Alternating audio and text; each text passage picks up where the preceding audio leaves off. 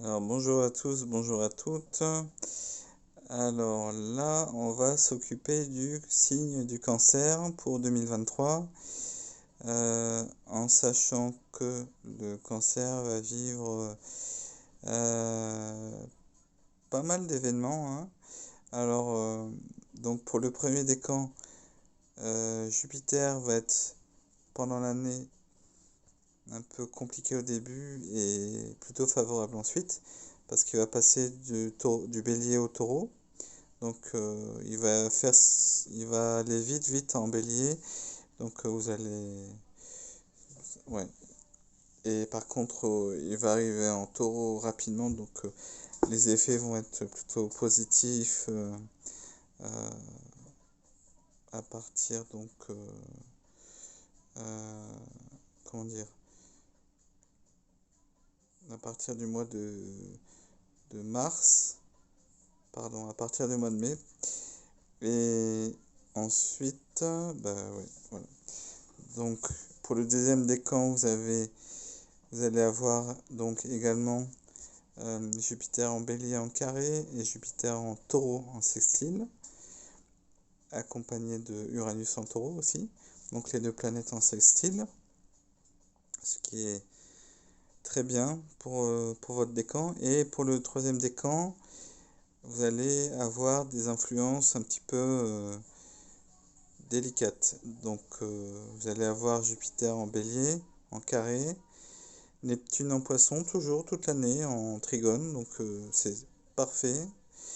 Mais l'opposition de Pluton en Capricorne, de janvier à mars et de juin à décembre 2023.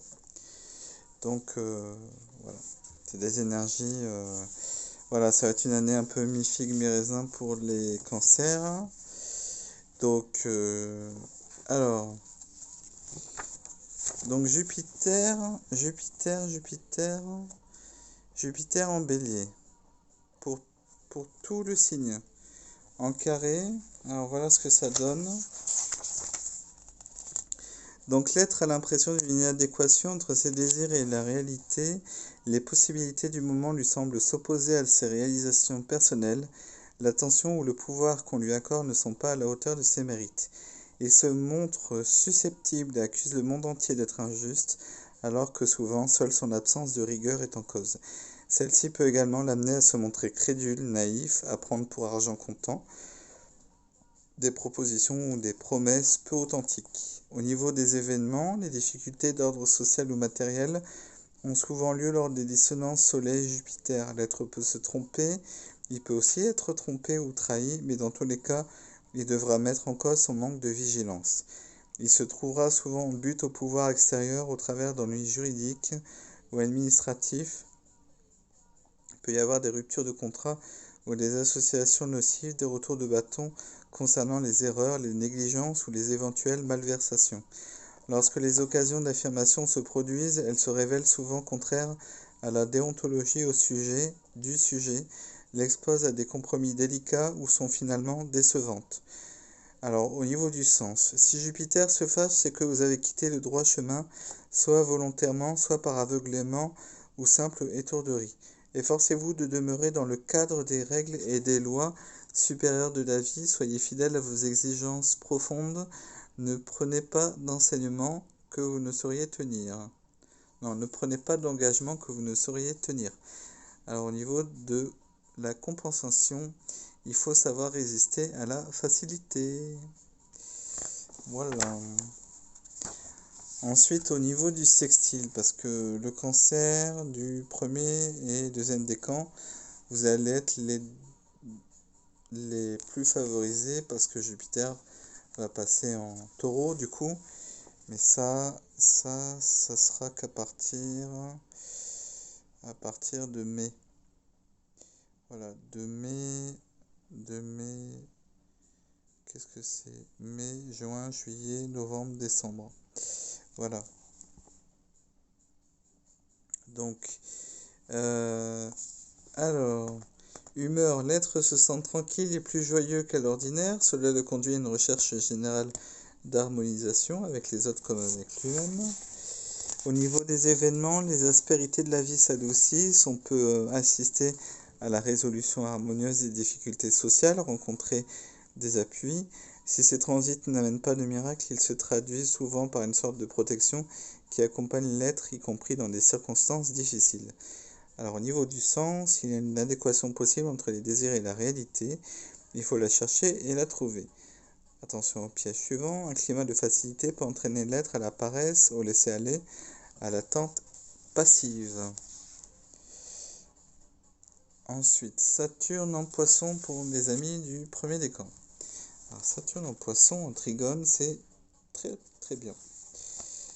Et alors, ils disent: l'impression de bien connaître ses limites et d'avoir fait le tour de lui-même de façon lucide conduit l'être à une sorte de sérénité, d'objectivité distante. Il se comporte donc de façon beaucoup plus raisonnable et constructive. Événement, tout ce qui ressemble de près ou de loin à une consolidation de la situation et de la personnalité intervient avec ces transits. Les réalisations sont durables, les choix équilibrants, les engagements sages. L'être se dégage instinctivement des situations susceptibles de nuire à ce qu'il a construit, à force de patience.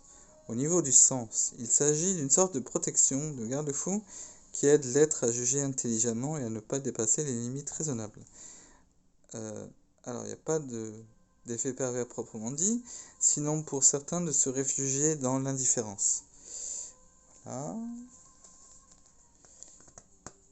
Alors, pour le deuxième décan, donc, vous avez un sextile d'Uranus, qui est très bon aussi, très très bon. En fait, là, concrètement, c'est l'association des énergies de Jupiter et d'Uranus. Donc les deux en taureau, ils vont être très très favorables pour vous. Et ça, franchement, ça va ramener des événements très favorables et plutôt inattendus aussi. Ça, c'est l'effet surprise d'Uranus. Mais c'est de bonnes surprises finalement. Alors, donc sextile de Jupiter, d'Uranus en taureau. Donc humeur, là aussi l'indépendance domine ainsi que le dynamisme créatif. Ayant envie de nouveautés, l'être est beaucoup plus disponible à toutes les occasions de changement qui se présentent mais sans bouleversement. Alors au niveau des événements, les changements déjà évoqués vont intervenir en douceur sans qu'il y ait révolte ou répercussions négatives.